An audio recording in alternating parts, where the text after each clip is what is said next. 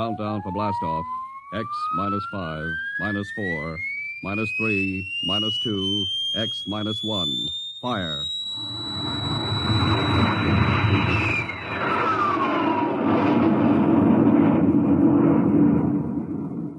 From the far horizons of the unknown come tales of new dimensions in time and space.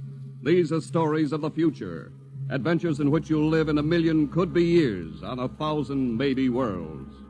The National Broadcasting Company presents X minus one.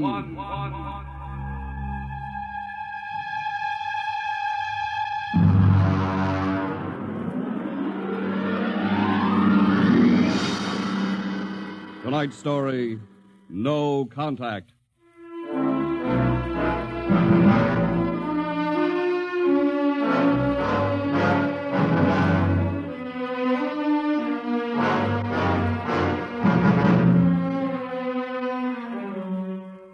It was in the year of 1982 that spacemen first discovered the Great Galactic Barrier.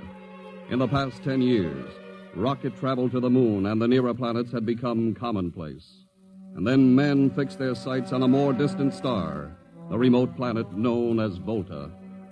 5 exploratory ships went out, and none came back, each in turn disappearing mysteriously at the same vanishing point, at an invisible wall somewhere in the vast outer reaches that became known as the wrecker of spaceships, the Galactic Reef.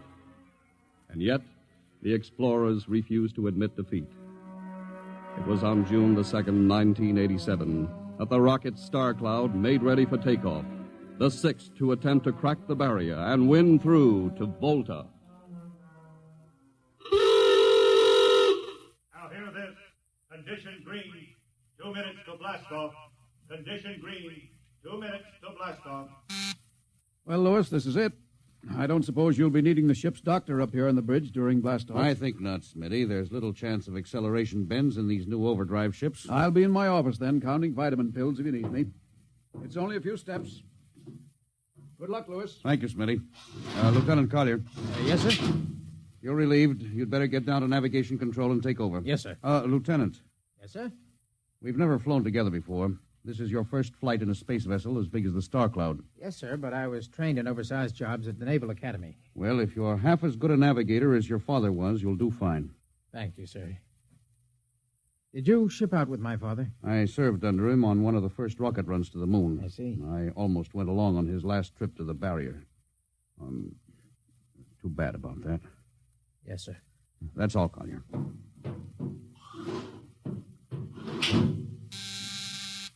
Lieutenant Paulson.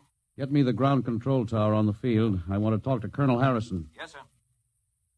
Go ahead, sir. I patched in the bridge speaker. Colonel Harrison? Yes, Captain? We're standing by for takeoff in 30 seconds. Good. The field is cleared of all personnel. We'll try to reestablish radio contact immediately after takeoff. In any event, there'll be a 24-hour ground monitor. Fine. Good luck. Hope you make it. Thank you. Bridge to navigation control. Nav control, Collier. Ready, Lieutenant? We're ready, Captain. The course is in the integrator for takeoff at 1200 hours. All right. Stand by for blastoff. Bridge to engine room. Fire up your rocket chambers. Take off at exactly 1200 hours. I'll read you off. 20 seconds. 19. 18. 17. 16. Hold it. Revoke all orders. Who turned in that alarm? Paulson, sir. We've uncovered a stowaway. Stowaway? Where? Hiding in sickbay. Dr. Smithson found him. Have him brought up to the bridge. Engine room, kill your rockets and stand by. Thorson, this is Colonel Harrison in ground control. What's holding you up? Trouble. What's the matter with you? What's the matter with you? There's a stowaway aboard. Stowaway? Yes, I thought your men were supposed to police this base. What's the matter with you? Captain, take it easy. You know what this delay can do to us, don't you? 1 minute later takeoff can throw us 1,000,000 miles off course. We'll have to reintegrate the whole works. Well, look, how long do you think it'll take Don't bother for me for a while. I'm busy. Stupid idiot. Captain Clausen? Yes, come in, Smitty.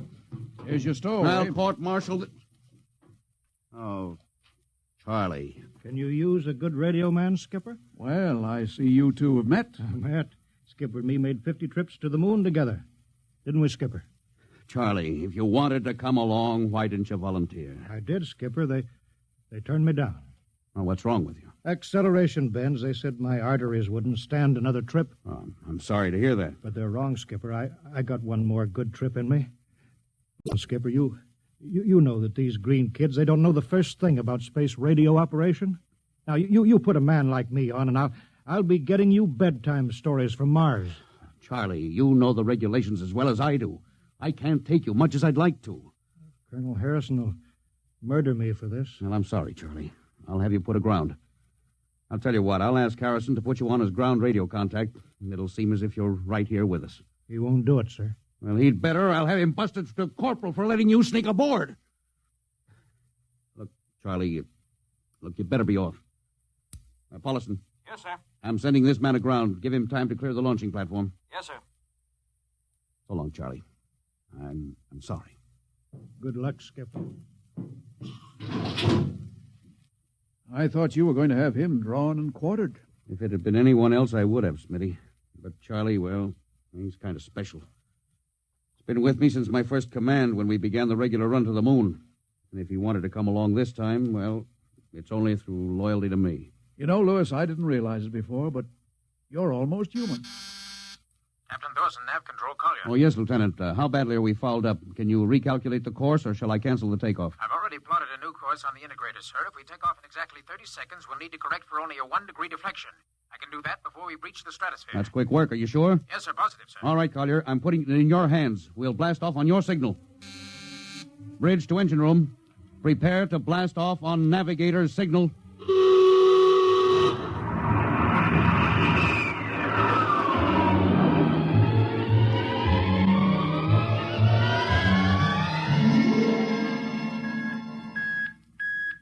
How are we doing, Collier?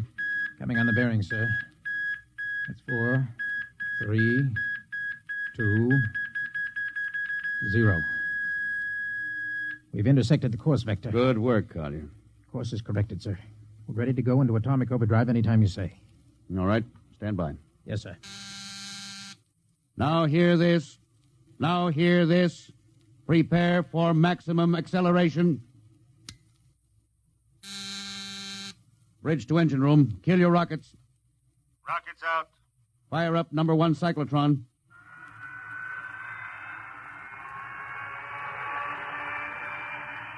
Number 1 ready. Fire up number 2. Number 2 ready. Withdraw your dampening rods. Fission chamber ready. Blast tubes cleared. All generators operating at capacity. Take it over, sir. Go into overdrive at the count of 0. 3 seconds, Mr. Collier. 3, 2, 2, 1, 1, 0. 0.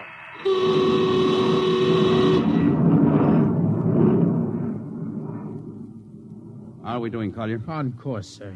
She's running hot and true. My compliments, Lieutenant. This job would have done your father credit, and he was the best navigation officer I ever saw. Oh, thank you, sir. Start your gyros. Put her on robot control. All right, the bridge is yours, Mr. Collier. If you need me, I'll be in Dr. Smithson's office. Yes, sir.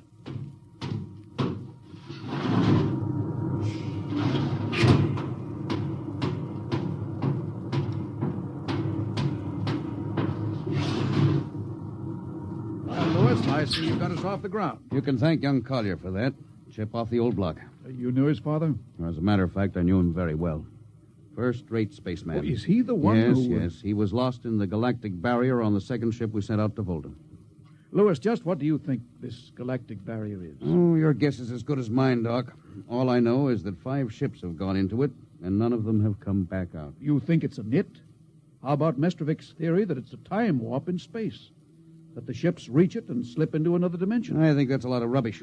My theory is that the galactic barrier is nothing more than a radioactive layer of some kind. Why do you say that? Well, we know that radar signals bounce off it like they were hitting an invisible glass wall. And we know that it destroys our ships and crews in some way. There's no other logical explanation. What makes you think we can get through it, Lewis? Because we're ready for it. The others weren't. The entire hull of this ship is completely shielded with lead. We can crack through any radioactive cloud ever detected. Besides, we're equipped with some new UHF radio devices that should enable us to maintain radio contact with Earth. Nothing can happen. Absolutely nothing. Now, who are you trying to convince? Myself, I suppose. Lewis, you've had your share of glory. First skipper to reach the moon back in 1962. You could have retired. Why are you risking this trip? 5 ships are missing. Men like Prentice, Margetson, young Collier's father. I'm tired of seeing good men fed into that meat chopper. Then why are we going to Volta? We haven't any choice, Smitty. We're in a race, the kind of race where men and ships are expendable. According to the Interspace Code, the first nation to reach Volta can claim it. Well, personally, I want no part Now, of it. Doc. I'll have to play physician, morale builder, and mother substitute for 112 slightly nervous men. Well, your morale doesn't sound too good, Doc. As morale officer, I can state without fear of contradiction, it is terrible. And something tells me as we approach that galactic barrier, I'm not going to be alone.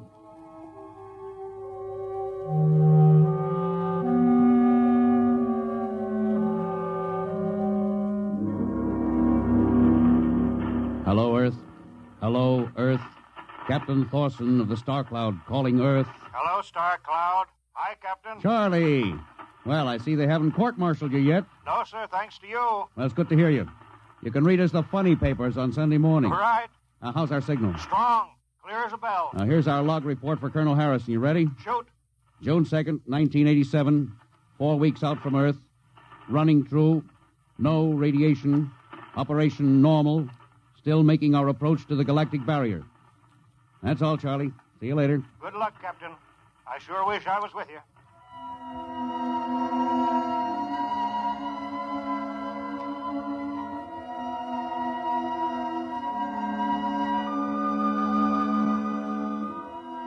How's the morale, Smitty? The men know we're getting closer to the barrier. They're beginning to show a little tension, Lewis. Well, how's their physical condition? Any sickness? About half the crew has come down with space blues. I was afraid of that. Are they bad? Same as usual. Lips and hands with a bluish cast. Eyes are sensitive to infrared. I don't know. When I first started flying these tin cans, nobody ever heard of space blues. Well, now there's a theory it's caused by the terrific acceleration of atomic overdrive. Change in gravity affects the circulation. What do you think? I think it's psychosomatic. I've noticed that the same men who get space blues under tension on a ship tend to get blue coloration back on Earth when they're upset. I guess it's just an occupational disease of space navigators. You think it's just nerves, then? Well, young Collier's got a bad case.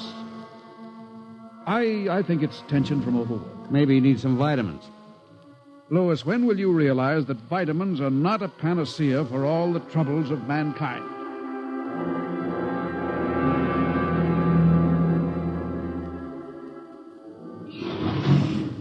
Sir, I understand that you've relieved me from duty. Well, Dr. Smithson says you aren't looking very well, Collier. I'm giving you a rest. Sir, I feel perfectly able to continue. Your lips are as blue as Minnetonka. Captain, I'd like to remain at my post. Don't be foolhardy, Lieutenant. I'm not being foolhardy, sir. I have a special, personal reason for wanting this expedition to reach Volta. Your father? Yes, sir. You think he might still be alive? I have to find out what happened, sir. I think I understand. Very well, Collier. Report back to duty.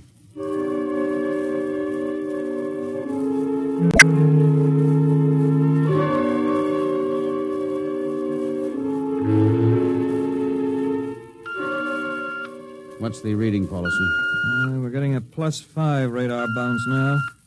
Coming off the barrier almost as fast as we sent it out. What's the interval? 2 seconds. Shortening steadily. At this rate, we'll hit the wall in the next few minutes. All right.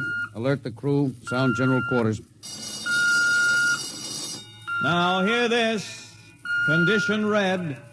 We are now approaching the galactic barrier. All hands to stations. All radiation detectors to be fully manned. Full security will prevail until further notice. That is all. Paulson. Yes, sir? The radar bounce is up to +6. We'd better try to make final contact with Earth.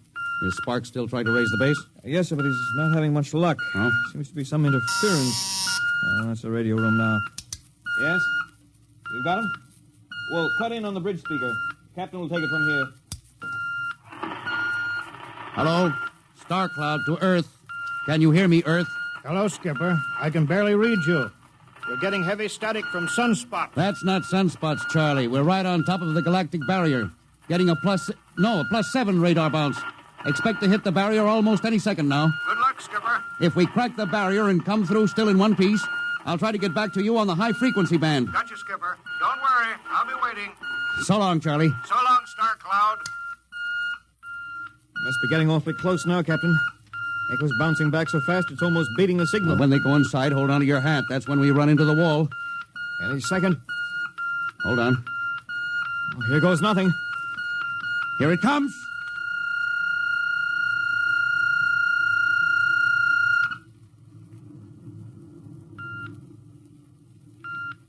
Captain,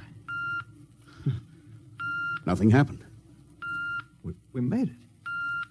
We made it, Captain. No radiation, no time warp, no nothing. Now, the crew's gone crazy, sir. Let them. They've earned it. Doc, can you break out a few bottles of snakebite serum for medicinal purposes? I sure can, Louis. This calls for a celebration. How's your morale now? It couldn't be better. How's yours? Couldn't be better. What the... Condition red. Condition red. Radiation detected. Condition red. Radiation detected. Holy mackerel. Look at the needle on that indicator. Paulson. Yes, I see it, Captain. Picking radiation like crazy. What's it like? Well, it's a strong impulse. What kind? I don't know. It's too long for a cosmic ray, too short for UHF. Whatever it is, sir, the ship is lousy. Well, track it down, triangulate it, and make it fast. I want a directional fix. Yes, sir. Engine room. Yes, sir. We're picking up radioactivity. Is the fission chambers? No leak here, sir. Check your gauges. Nothing here, Captain. Must be coming from outside. Damage control. Is our lead shield leaking radiation? Well, keep at it. Paulson, how are you doing? I've got it fixed, Captain. Well, what is it? Well, I'll have to recheck my figures. Well, hurry it up. Angle is correct, but I Come don't... on, man, for Pete's sake. Where's the radiation coming from? Sir, it's coming from inside the ship. That's impossible. No, sir, I've checked it twice. Well, it's got to be the engines, then. If it is, sir, we're finished. Engine room. Yes, sir. That radiation must be in the overdrive pile. No, sir, it isn't here, sir. Are you certain? Yes, sir. All right, keep checking. Well, there's only one thing left to do. Paulson, get a Geiger counter. We're going to start combing this ship inch by inch. Yes, sir. All right, turn it on. Yes, sir. All right. Ready, Captain. We'll check the atomic guns first. Come on. We'll cut through the officers' quarters here to ordnance. Now turn here. Oh, wait a minute, sir. Huh? What is it? The signal's weaker now. Yeah. Let's go back. Hold it. Seems strongest right about here. Oh, it doesn't make sense. Whose cabin is this? Lieutenant Collier's. Collier? Oh, he's down in nav control, sir. Oh, try the door. It's not locked, sir. Oh, it's in here, all right. Listen to that counter. Strongest over here. Open that wall cabinet. It's locked, Oh, sir. smash it. Shut off that Geiger counter. Now, what do you make of this, Paulson? Well, it looks like some sort of portable transmitter, sir. Must be foreign manufacture. I don't recognize the calibration symbols at all. I've never seen anything like it. Which raises a small question. What is Lieutenant Collier doing with a transmitter in his cabin? I don't know, sir. Well, I intend to find out, Paulson. Get down to nav control and bring Collier up to the bridge on the double. Well, hadn't we better find some way to shut this thing off first? I know a way.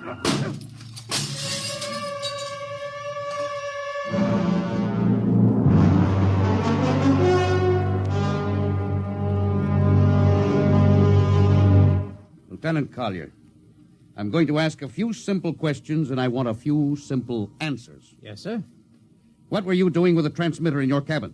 Transmitter, Captain. Oh, you know nothing about it. Well, no, sir, I don't. Do you recognize these calibration symbols? No, sir.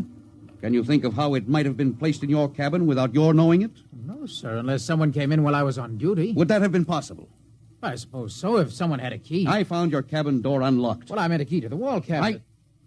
I didn't say the wall cabinet.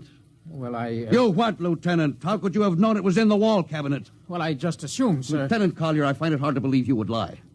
Having known and respected your father, having observed the way you handle your job. However, I intend to get to the root of this thing. May I have your wristwatch, Lieutenant? Sir? Your wristwatch. Yes, sir. Paulson, turn on that Geiger counter. Yes, sir. Hold this watch next to it. Yes, sir.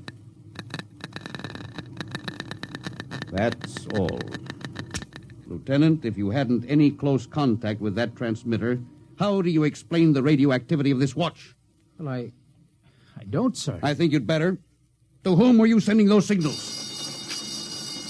Condition red. Condition red. There's your answer, Captain. What is this, Collier? Alien spaceship approaching. Alien spaceship approaching. Collier, who's aboard that ship? All right, now talk! Very well, Captain. My mission seems completed. Your mission?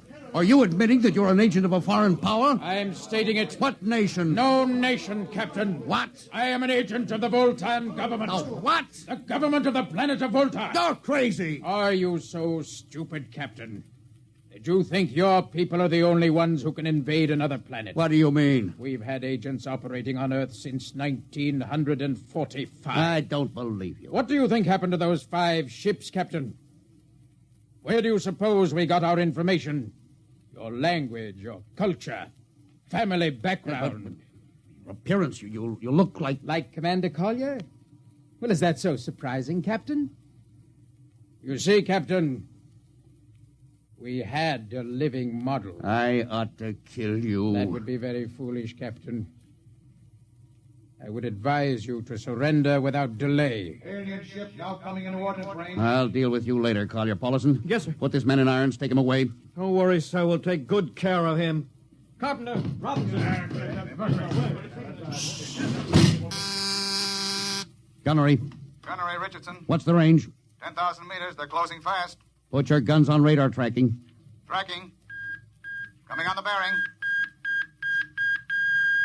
Fire. Fire, Richardson. Richardson, did you hear me? Fire! What's the matter down there? Did you hear me? Richardson, answer me. It's no use to shout, Captain. Collier, how did you get loose? Where's Paulison? Lieutenant Paulison is dead. All stations! Lieutenant Collier has escaped. Seize him, men! Don't waste your breath.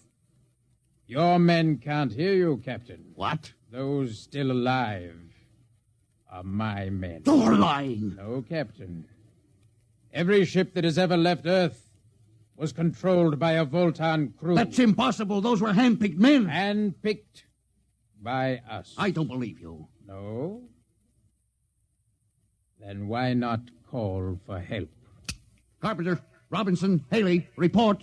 You see, Captain? Carpenter, Robinson, Haley. It's quite useless, Captain.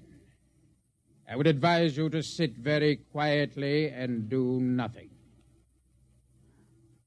Very well, Collier. You've beaten us.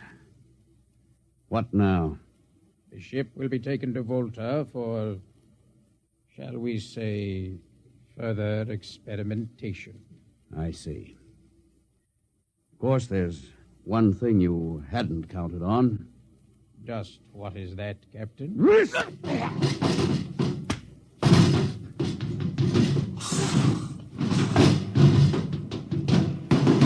Carpenter! Are you in there, Lieutenant Carpenter? They can't all be dead. There must be one alive. Smitty, Dr. Smithson! Smitty, what have they done to him? Louis, Oh, dirty. Don't talk. I must lean closer. There's not much time. Louis, space blues. Space blues?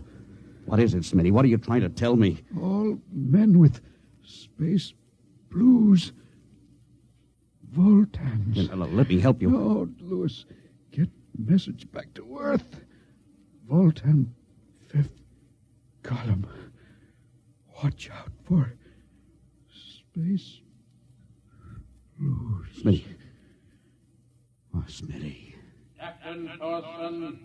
Captain Thorson, you can't hide from us now. Come back to the bridge and surrender, or my men will come and get you.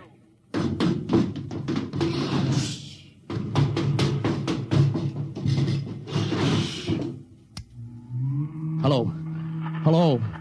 Star Cloud calling Earth. Oh, please, God, let me get through before it's too late. Hello. Star Cloud to Earth. Come in, please. Come in, please.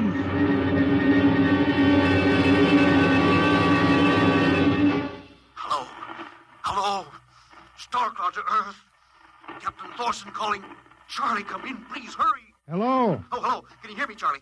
Skipper, is that you? Are you getting my signal? It's coming in a little louder now, Skip. Keep sending. My God. Now, look, Charlie, listen to me. Not much time.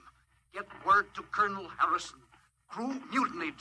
Most of crew members, Fultons. What? Fultons. Spell that. V-O-L... Fultons. That's right. They're from the planet Volta. Skipper, are you all right? Now, Charlie, this is serious. They'll be here any second. Now, listen, they have a fifth column on Earth. They're planning to invade you. You mean it? Of course I mean it. Tell Harrison, posing as humans. You can detect them by space blues. You got that? Only Fultons get space blue. Charlie, did you hear me? Space blue. I get you. They're breaking in, Charlie. I'm depending on you. Warn everybody. Captain. They've opened the door. So long, Charlie. Tell Harrison. Captain Thorson. Hello, Star Cloud. What's the trouble, Sergeant? I was just trying to raise the Star Cloud, Colonel. Had any luck? No, sir. No contact. No contact, eh? No, sir. Nearly an hour since they hit the galactic barrier. I don't understand why they haven't tried to get a message back. No, sir. Neither do I. Oh, all right. I'll take over for a while. Yes, you do that, sir. It's all yours. Right. Oh, and Charlie, you better go out and get yourself some coffee. You look a little blue around the gills.